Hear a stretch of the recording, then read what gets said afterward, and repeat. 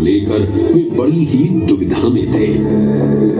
अपनी दुविधा के निवारण हेतु भगवान ब्रह्मा नागों के देवता महाराज शेषनाग के यहाँ पहुंचे और उनसे कहा, हे आदिशेष, मैं यज्ञ करने हेतु इस सृष्टि में एक ऐसा स्थान ढूंढ रहा हूं जो दिव्यता और पवित्रता की दृष्टि से सर्वोत्तम हो। क्या आप मुझे ऐसा कोई उपयुक्त स्थान बता सकते हैं जो सभी तीर्थों में सर्वश्रेष्ठ हो? जगत रचयिता को मेरा प्रणाम। भगवान, मैं धन्य हूं कि आपने मुझे इस योग्य समझा। क्यों ना आप स्वयं ही सभी पवित्र स्थानों का मूल्यांकन करें। ऐसा कीजिए, आप तुला के एक पलड़े पर सप्तपुरियों को रखिए और दूसरे पलड़े पर भगवान विष्णु के स्थायी निवास प्रयाग को रखिए, जिसका भार सबसे अधिक आए। मेरे विचार में वही सर्वश्रेष्ठ तीर्थ होगा। इस मूल्यांकन के परिणाम स्वरूप प्रयाग का पलड़ा ही भारी रहा। इस तरह प्रयाग की प्रधानता सिद्ध हुई और तभी से इसे तीर्थों का राजा कहा जाने लगा। आज भी ऐसी मान्यता है कि भगवान ब्रह्मा ने गंगा नदी के पश्चिमी तट पर 10 अश्वमेध यज्ञ संपन्न किए थे। आज उस स्थान को हम दशाश्वमेध घाट के नाम से जानते हैं। भगवान ब्रह्मा के अलावा इंद्रदेव, वरुण देव एवं सोमदेव ने भी प्रयाग क्षेत्र में ही भगवान विष्णु की आराधना करने हेतु यज्ञ किए थे, जिससे उन्हें भी श्री हरि का आशीर्वाद प्राप्त हुआ। प्रयाग शब्द में प्र का अर्थ है प्रकृष्ट और याग का अर्थ होता है यज्ञ। इसीलिए इन दो शब्दों से बना प्रयाग सबसे पवित्र स्थान माना जाता है। प्रयाग ही संसार में एकमात्र ऐसा पावन क्षेत्र है जहां 3 पवित्र नदियों का संगम होता है। इस संगम का भी एक अनूठा महत्व है।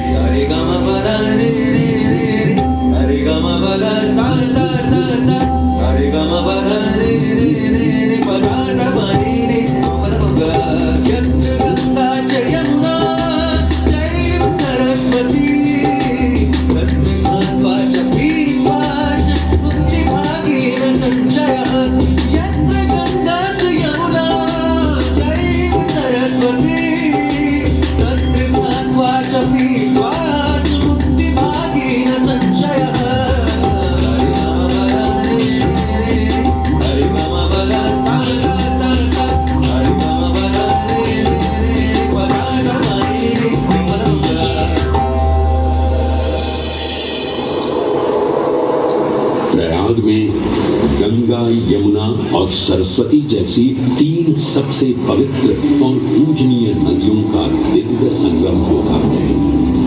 इन नदियों के संगम में स्नान करने एवं संगम का जल ग्रहण करने से मनुष्य मुक्ति का अधिकारी बन जाता है और इसमें किंचित भी संदेह नहीं है। ब्रह्म पुराण में ब्रह्मा जी भी कहते हैं कि प्रयाग में सरस्वती जी अदृश्य रूप में आकर गंगा जी से मिलती हैं। इसलिए इस क्षेत्र को सरस्वती तीर्थ संगम भी कहा गया है। सरस्वती नदी के अदृश्य रूप से मिलने के पीछे भी एक पौराणिक कथा सुनने को मिलती है। ऐसा माना जाता है कि बद्रीनाथ क्षेत्र की गुफाओं में जब वेद व्यास जी भगवान गणेश को महाभारत की कथा सुना रहे थे, तब उस क्षण सरस्वती जी हिम शिखरों से टकराते हुए अपना मार्ग बनाती हुई बड़ी ही तीव्र गति से बह रही थी। सरस्वती नदी के इस तेज बहाव से उत्पन्न होने वाली तेज ध्वनि वेद व्यास जी का ध्यान भंग कर रही। इसलिए महर्षि वेद व्यास जी ने सरस्वती जी से वेद और ध्वनि को कम करने का आग्रह किया, परंतु उनके अनुरोध उपरांत भी जब सरस्वती नदी के वेग एवं ध्वनि में कोई कमी नहीं हुई तो उन्होंने क्रोधित होकर सरस्वती जी को श्राप दे दिया और कहा कि वे अब धरती के भीतर यानी कि पाताल लोक में प्रवाहित होंगी। तब से ये माना जाता है कि हिम शिखरों से उद्गमित हुई सरस्वती नदी उत्तराखंड के माना गांव से आगे अपने अदृश्य रूप में प्रवाहित होती है। आगे चलकर यही अदृश्य रूपी मां सरस्वती प्रयागराज में गंगा एवं यमुना नदी से मिलकर त्रिवेणी संगम को पूर्ण करती है। ये प्रयाग नगरी पवित्रता का उद्गम है, जिसके अंश हमें वेदों एवं पुराणों में भी मिलते हैं, जिनमें वर्णित है सुरों असुरों द्वारा हुआ समुद्र मंथन। अमृत प्राप्ति के लिए सुरों और असुरों ने एकजुट होकर क्षीर सागर का मंथन किया, जिसके संदर्भ में पुराणों में विभिन्न कथाएं देखने को मिलती हैं। उन्हीं कथाओं में एक कथा महर्षि दुर्वासा और इंद्रदेव से संबंधित है। इस कथा के अनुसार ऋषि दुर्वासा ने इंद्रदेव से प्रसन्न हो उन्हें पारिजात पुष्पों की एक दिव्य माला भेंट की, जिसे इंद्रदेव ने साधारण पुष्पों की माला समझ स्वयं धारण न कर उसे अपने वाहक गजराज ऐरावत के मस्तक पर रख दिया। पल भर में गजराज ने वो माला धरा पर गिरा उसे अपने पैरों तले रौंद दिया। ऋषि दुर्वासा से ये अपमान सहन न हुआ और उसी क्षण क्रोधित हो उन्होंने इंद्रदेव को श्राप दे दिया। ए अहंकारी इंद्र, तेरा इतना तो साहस कि तूने मेरा अपमान किया। जिस वैभव एवं शौर्य पर तू इतरा रहा है, क्षण भर में ही तेरा ये वैभव, प्रतिष्ठा, शक्तियां सब नष्ट हो जाएंगी। मैं अत्रि पुत्र दुर्वासा समस्त देवगणों को श्रीहीन होने का श्राप देता हूं।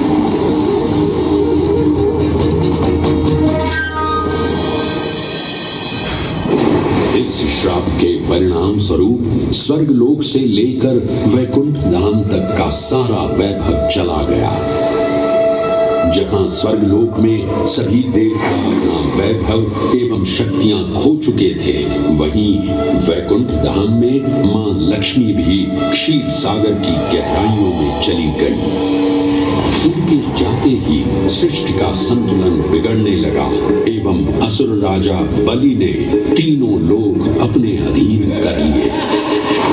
ये सब देखकर सभी देवतागण अपने श्राप के निवारण हेतु भगवान विष्णु की शरण में जा पहुंचे और कहने लगे, हे पालनहार, हे स्वामी, अब आप ही हमें इस श्राप से मुक्त होने का मार्ग बता सकते हैं, अन्यथा हम अपनी शक्तियों से सदैव वंचित ही रहेंगे और युद्ध में कभी भी असुरों का सामना नहीं कर पाएंगे।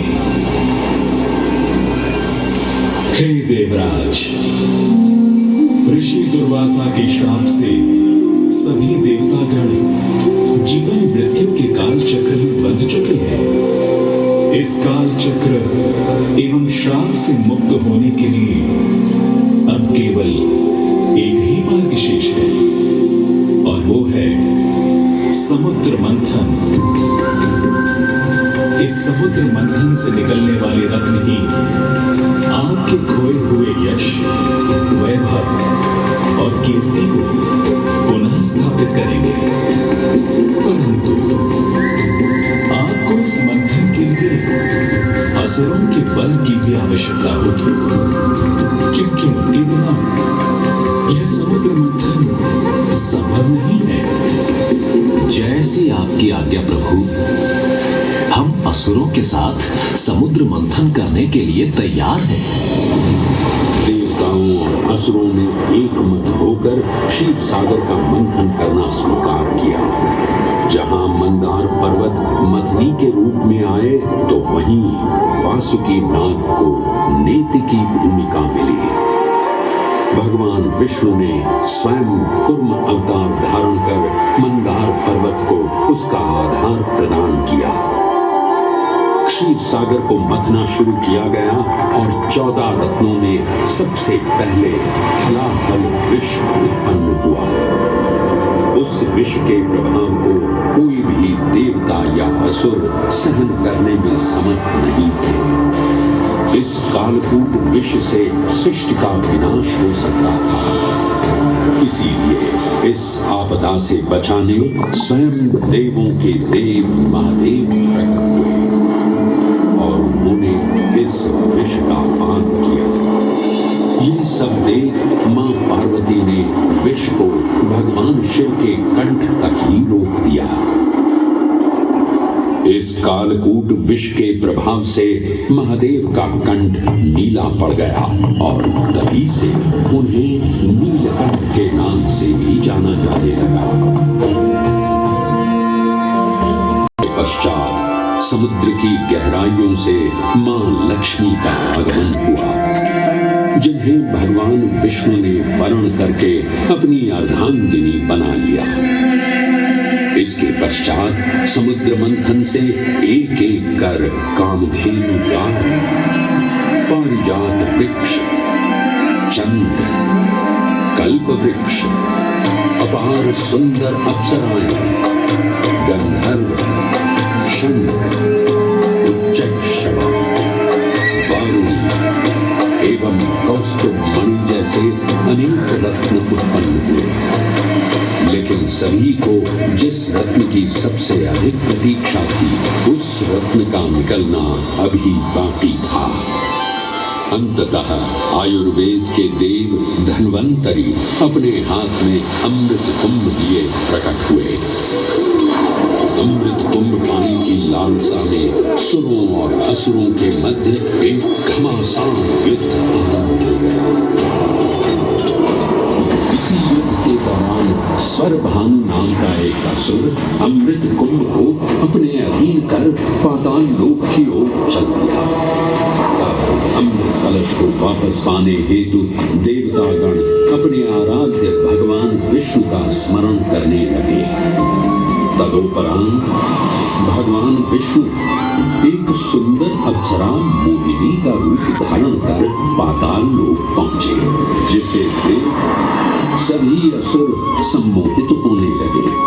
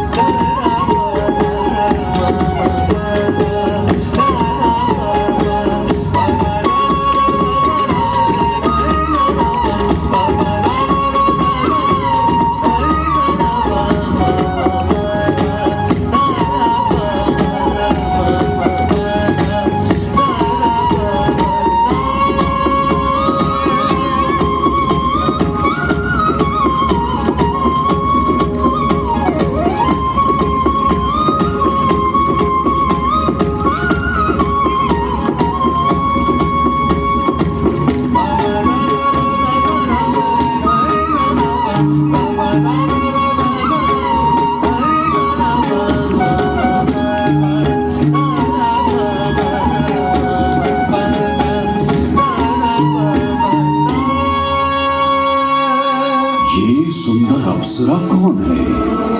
ये कहां से आई है? इसने तो मेरा मन ही मोह लिया। इसे तो मैं ही लेकर रहूंगा। इस सुंदर अप्सरा ने तो हम सबको सम्मोहित कर लिया है। हे सुंदरी, तुम कौन हो और यहाँ क्यों आई हो? हे असुरराज, मैं मोहिनी हूँ और आप ये समझ लीजिए कि मैं आप ही की सहायता हेतु यहाँ पर आई हूँ। हमारी सहायता हेतु? परंतु वो कैसे सुंदरी? मैं आपको ये ज्ञात कराने आई हूँ कि अमृत की असली शक्ति और गुण तो कलश के तल में विद्यमान है, जबकि ऊपर तो केवल जल मात्र है, जिसके ग्रहण करने से ज्यादा कोई लाभ न होगा। आप सभी इस अमृत को देवताओं के साथ बांट लीजिए। आखिर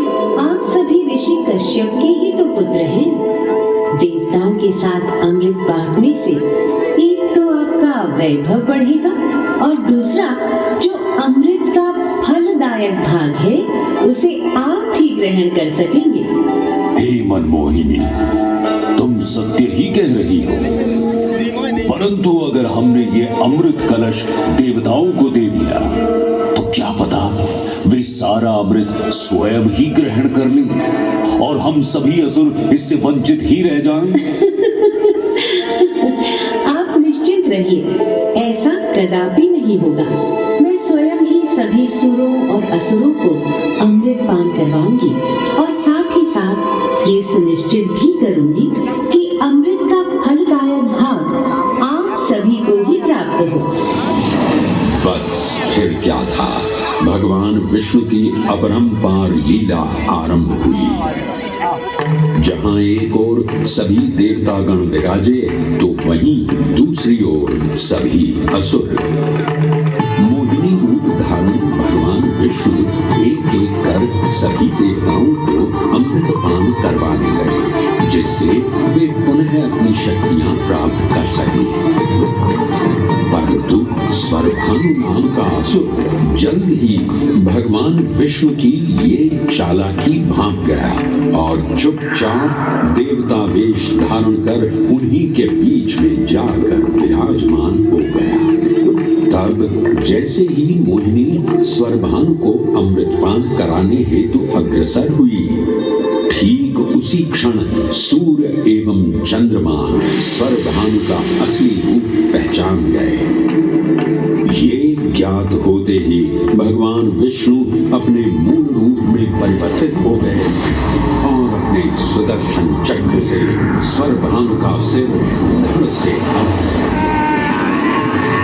परंतु तब तक अमृत की 2 बूंदें स्वरभानु के कंठ से उतर चुकी थी, जिसके चलते वो अमरत्व प्राप्त कर चुका था। इस तरह स्वरभानु के कटे हुए सिर के भाग को राहु का नाम मिला और धड़ को केतु के नाम से जाना जाने लगा। माना जाता है कि प्रतिशोध की ज्वाला में ज्वलित राहु एवं केतु सूर्य एवं चंद्रमा पर ग्रहण लगाते हैं। इस प्रकार सूर्य और चंद्र पर ग्रहण लगना राहु और केतु का प्रतिशोध माना जाता है। भगवान विष्णु की ये लीला देख सभी असुर अचंभित हो उठे। इससे पहले कि वे कोई प्रतिक्रिया दे पाते, भगवान विष्णु के वाहन पक्षीराज गरुड़ ने शीघ्रता से अमृत कलश को उठा लिया और अपने साथ लेकर स्वर्गलोक की ओर उड़ चले। कहते हैं पक्षीराज की इस यात्रा के दौरान पृथ्वी पर 4 जगह अमृत की कुछ बूंदें छलक कर गिर पड़ी थी और इन बूंदों से उन नगरों की नदियों के पानी में अमृत जैसे गुण आ गए थे। वे 4 स्थान हरिद्वार, प्रयाग, उज्जैन एवं नासिक है और यही कारण है कि इन 4 नगरों में कुंभ का पर्व मनाया जाता है। ऐसी भी मान्यता है कि एक दिव्य दिवस एक सांसारिक वर्ष के बराबर होता है और पक्षीराज गरुड़ की यात्रा में 12 दिन लगे थे। इसीलिए हर 12वें वर्ष में कुंभ पर्व मनाया जाता है।